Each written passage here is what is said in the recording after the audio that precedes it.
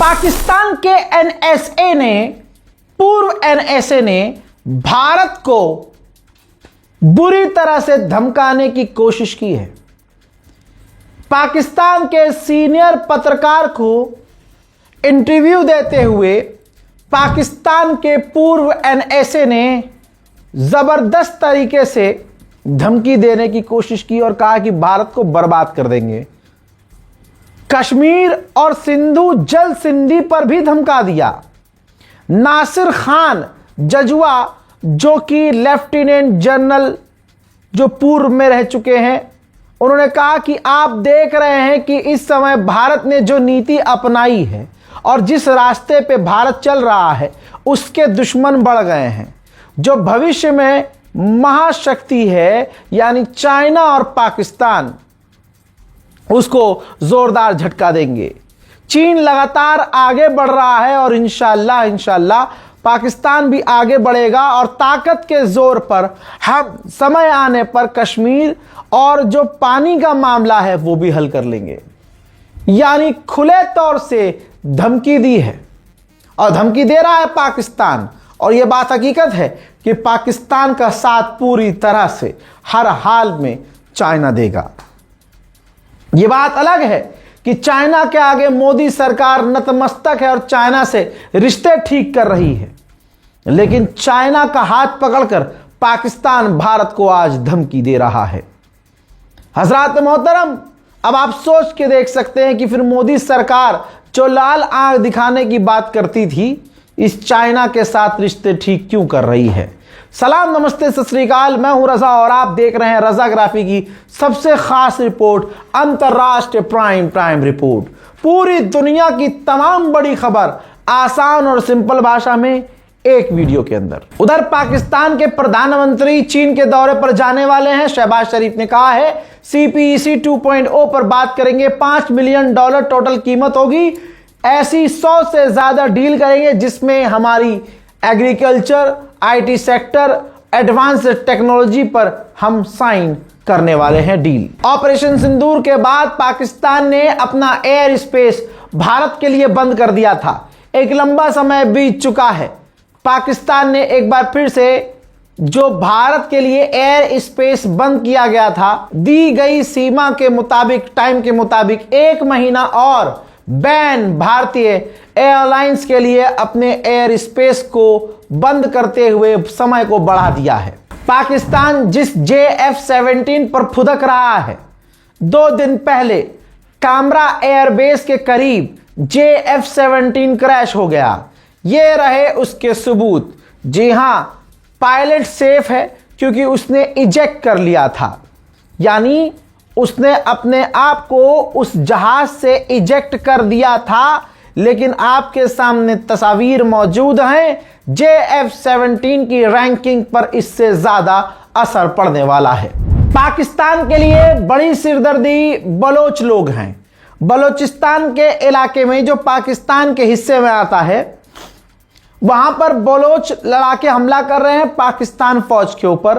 अफरा तफरी का माहौल है और बलोचिस्तान का इलाका पाकिस्तान के लिए इंपॉर्टेंट इसलिए है क्योंकि सोने की खदानें और साथ ही रेयर अर्थ मिनरल वहां मौजूद हैं।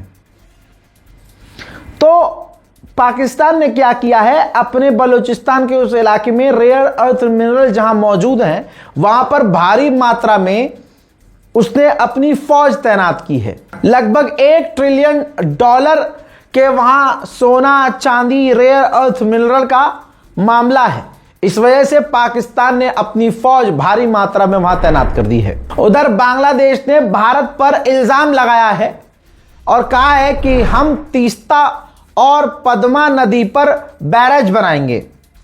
बांग्लादेश के PM तारिक रहमान ने ऐलान किया है भारत की टेंशन बढ़ेगी। इल्जाम भारत पर यह लगा दिया है कि जो पानी भारत की तरफ से हमारे पास आता है, भारत उस पर बैरेज बनाकर पानी को कम कर देता है, ज्यादा पानी खुद ले लेता है।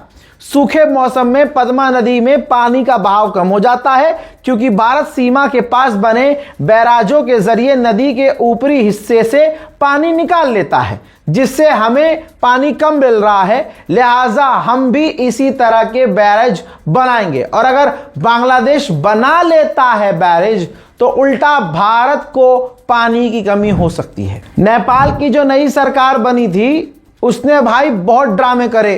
भारत के लिए मुसीबत तब पैदा हुई जब बॉर्डर पर सिक्योरिटी बढ़ा दी। 12 केले भी अगर कोई भारत से लेके जा रहा था तो भाई उस पर भी भारत के सामानों पर टैक्स लगा रहा था। बॉर्डर की पुलिस जो है, बॉर्डर फोर्सेस जो हैं नेपाल की, वो सख्ती कर रही थी। भारत तिलमिला गया। भारत सरकार ने कहा अच्छा भाई हमसे तेज चल रहे हो, ठीक है। अब नेपाल से जितना हम इंपोर्ट करते हैं सामान, खासकर जो चाय की पत्ती इंपोर्ट करते हैं, अब हम सारी टेस्टिंग करेंगे, खतरनाक टेस्टिंग करेंगे। जो माल सही नहीं होगा वापस कर देंगे। भाई पेशाब निकल गया नेपाल का, क्योंकि अंधाधुंध हम इंपोर्ट करते हैं चाय की पत्ती नेपाल से। फिर नेपाल ने रिक्वेस्ट की भारत से कि भाई साहब गलती हो गई, थोड़ा सा मतलब ठीक है जोश जोश में, लेकिन इतनी सख्ती मत कीजिए आप। जिसके बाद भारत ने राहत दे दी नेपाल को कि ठीक है लाइन पे आ गया है बेटा, तो ठीक है हम वो सख्ती नहीं करेंगे, जैसे चल रहा है चलने देंगे। भारत के डिफेंस मिनिस्टर राजनाथ सिंह ने दक्षिण कोरिया के साथ मिलकर बेहतरीन डील की है, जिसमें दक्षिण कोरिया और हम यानी भारत दोनों मिलकर लेजर एयर डिफेंस सिस्टम बनाएंगे। वहीं भारतीय सिक्योरिटी सिस्टम डिफेंस मिनिस्ट्री को काफी मजबूती मिली है। ऐसा टेस्ट किया है कि अब भारत ड्रोन के जरिए मिसाइल और रॉकेट दाग सकता है। हेलीकॉप्टर, जहाज और ड्रोन को हवा से हवा में भेज सकता है।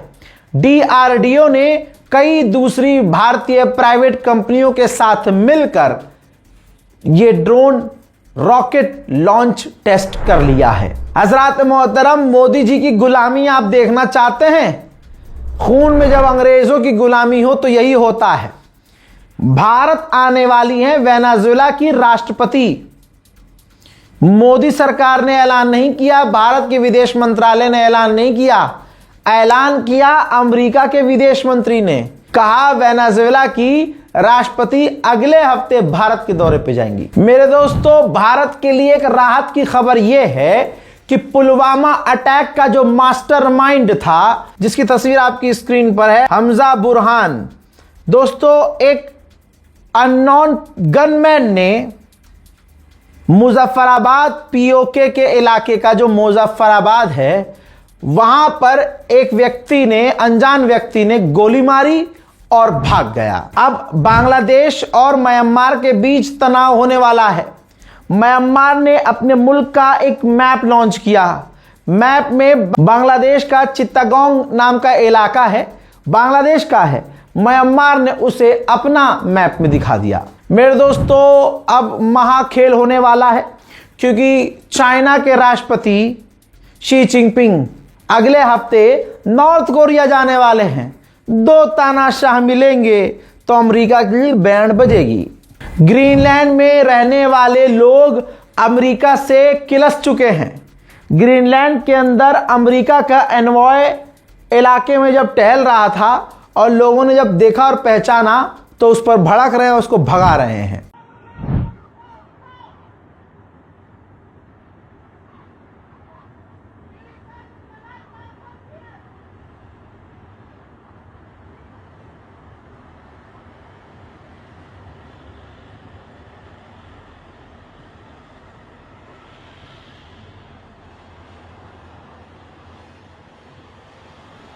जब डोनाल्ड ट्रंप शी जिनपिंग से मिलने आए थे चाइना, तो यह भी बात हुई थी पेंटागन के चीफ भी चाइना आएंगे। चीन राजी था। अब पेंटागन के चीफ आना चाहते हैं, लेकिन चाइना टाल मटोल कर रहा है, क्योंकि चाइना का दिल पेंटागन के लिए बिल्कुल साफ नहीं है, क्योंकि पेंटागन ताइवान को हथियार अप्रूव करता रहता है। भाई, काले सागर के ऊपर ब्लैक सी में ब्रिटेन का एक जासूसी जहाज नेटो के ऑपरेशन से उड़ रहा था।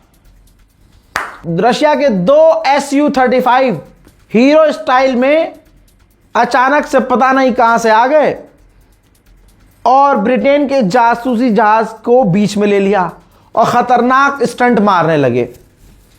इतने स्टंट मारे कि ब्रिटेन के जासूसी जहाज को वहां से भागना पड़ा। आइए अब मैं आपको यूक्रेन और रूस का कुछ मंजर बता दूं। भैया बहुत अंदर घुस के यूक्रेन ने एक रूस की ऑयल रिफाइनरी को उड़ा दिया। उधर ज़ेलेंस्की ने एक वीडियो जारी करके बेलारूस के राष्ट्रपति लुकाशेंको को धमकी दी है कि अगर रूस की तरह तुमने कुछ गड़बड़ करा, कोई हरकत की, तो हम खतरनाक जवाबी कार्रवाई करेंगे। फिनलैंड के राष्ट्रपति ने कहा पहले जैसा अब कुछ नहीं हो सकता।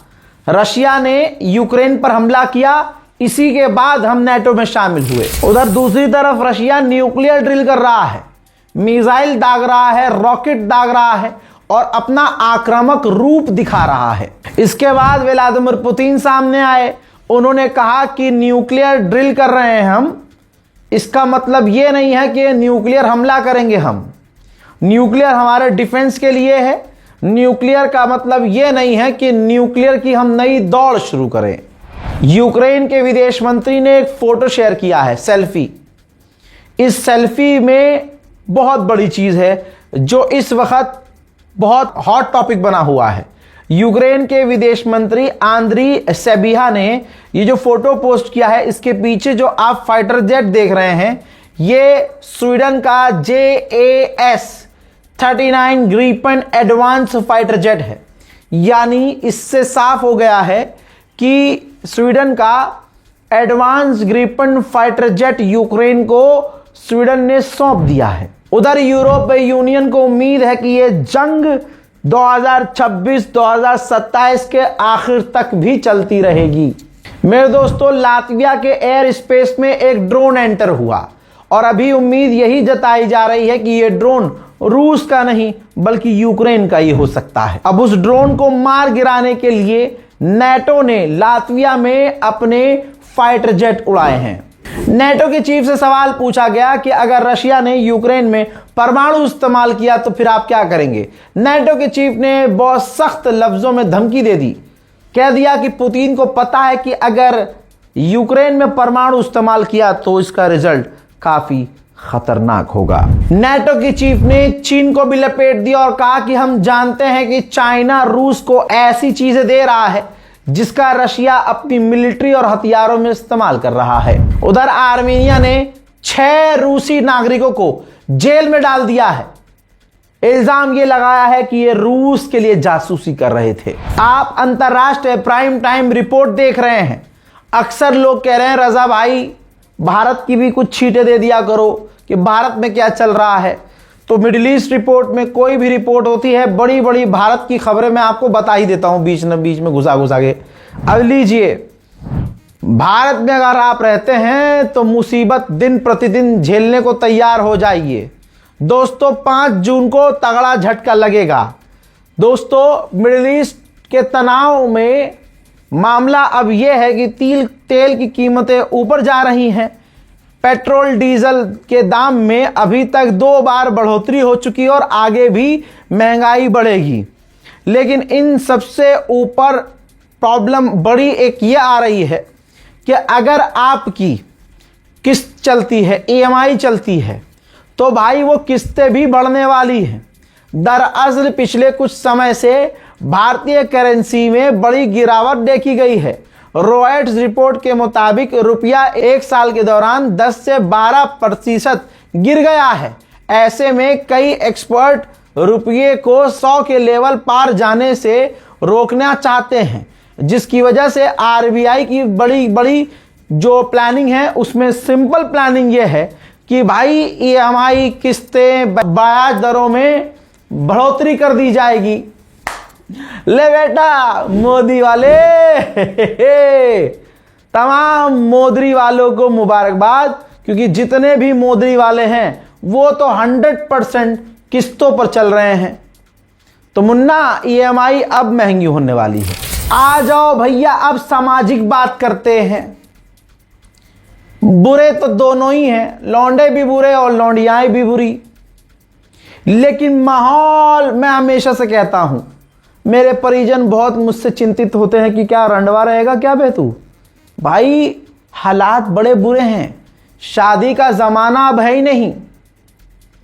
हराम के जने लौंडे पैसे वाले हैं, तब भी दहेज के लिए बीवियों को मार दे रहे हैं। औरत न हो गई कीड़ी मकोड़ी हो गई भैया, यूं ही मार दिया जा रहा है। बहरहाल कहीं कहीं मर्दों को मार दिया जा रहा है। लेकिन जरा आप सोचिए, एक मामला आया ऐसा कि शादी के दिन ससुराल पहुंचा अश्लील वीडियो, हाथों में मेहंदी लगाए ताने पहुंच गई पीड़िता।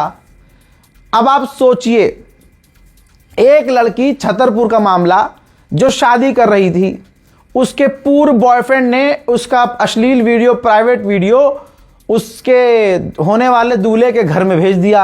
शादी कैंसिल हो गई और फिर वो पुलिस स्टेशन पहुंच गई लड़की और कहा कि 2 साल से उसका बॉयफ्रेंड उसकी वीडियो और फोटो का गलत इस्तेमाल कर रहा है, ब्लैकमेल कर रहा है और उसने किया है। हाँ, लेकिन आप सोचिए लड़की की असलियत और उसका दिमाग।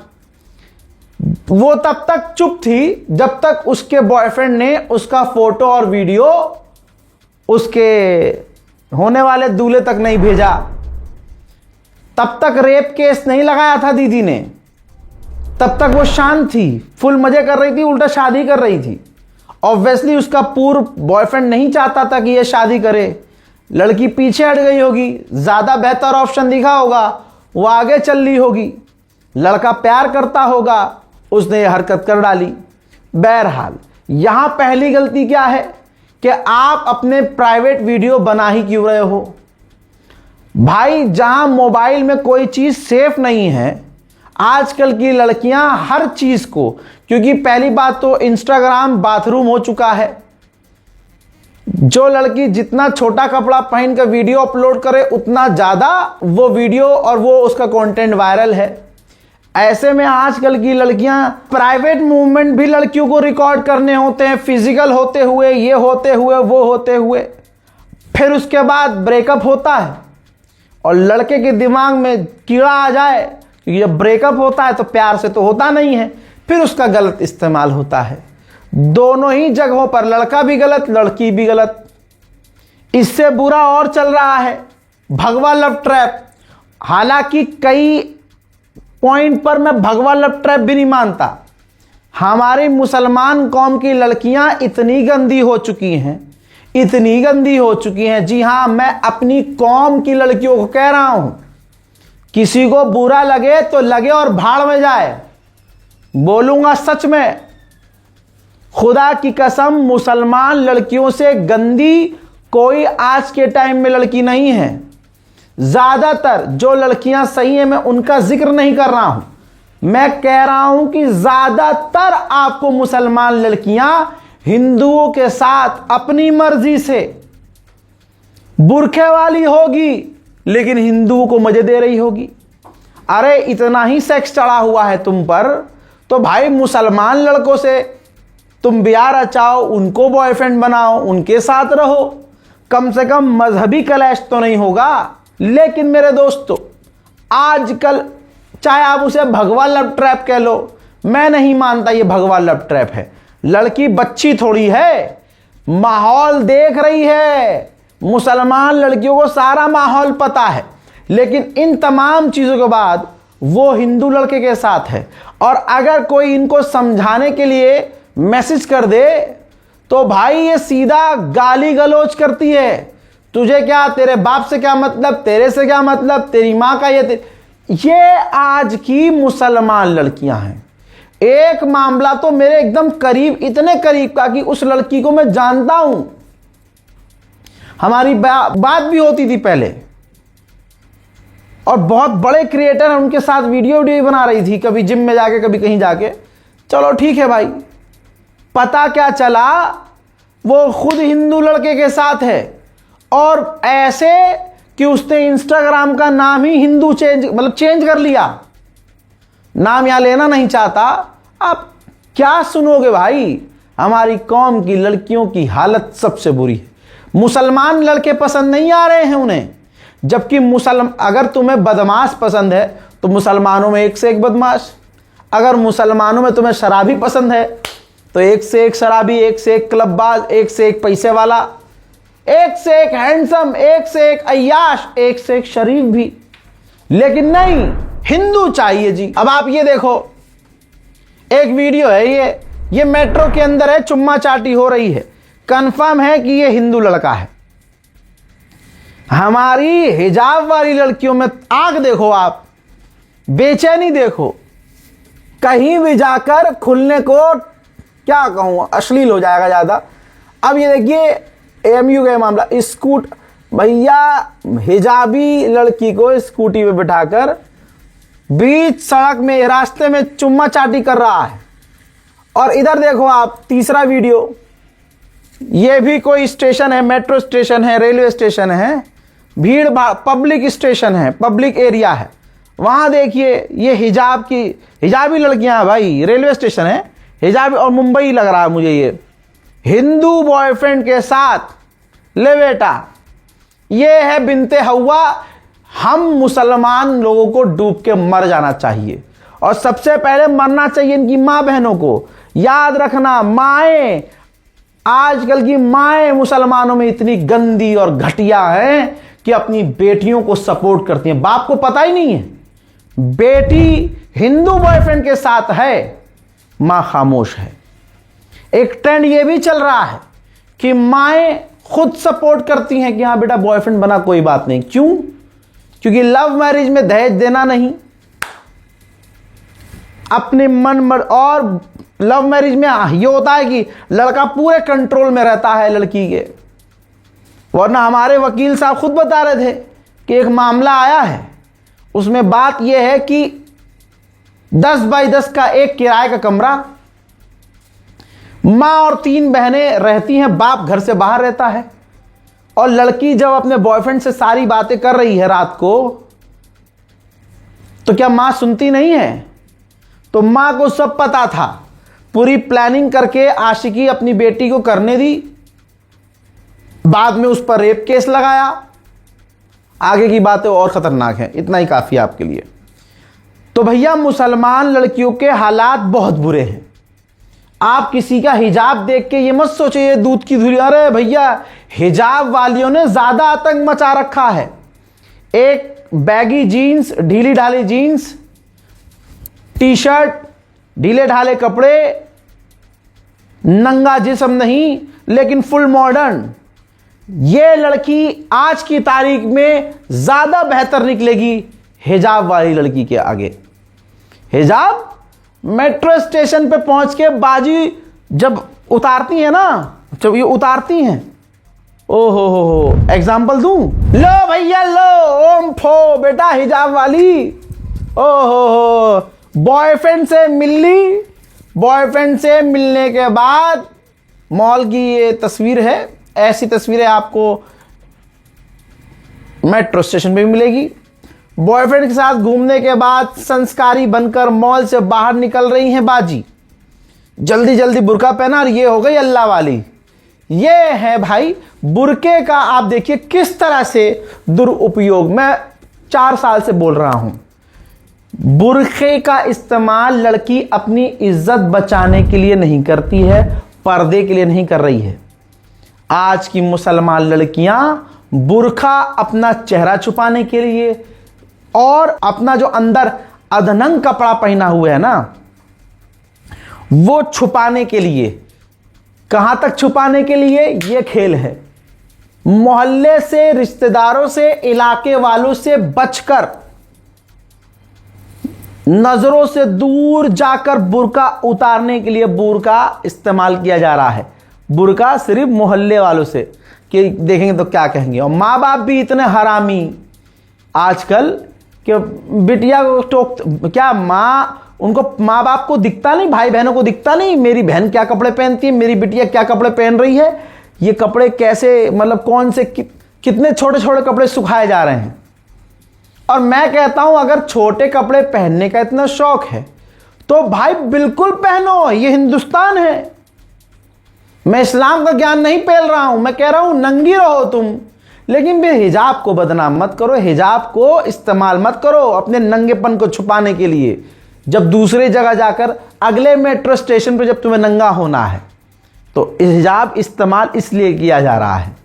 हिजाबी लड़की को देख के आहें भर देते ना, यार माशाल्लाह वल्लाह ऐसी होती हैं लड़कियां। ऐसी हिजाब वाली लड़कियों ने ज्यादा कहर ढाया हुआ है भाई, क्या कह सकते हैं। ये हमारा मुस्लिम समाज है, क्या कहें। ये मैंने आज जितनी बात कह दी यही बात बुरी लग गई होगी, लेकिन सच बात की लड़ाई है। जो सच बोलेगा गाली सुनेगा, कोई बात नहीं, खूब गालियों की, यही सच्चाई है। बहरहाल इस वीडियो को शेयर कीजिए। अंतर्राष्ट्रीय प्राइम टाइम रिपोर्ट में आज और अभी के लिए इतना ही। जय हिंद।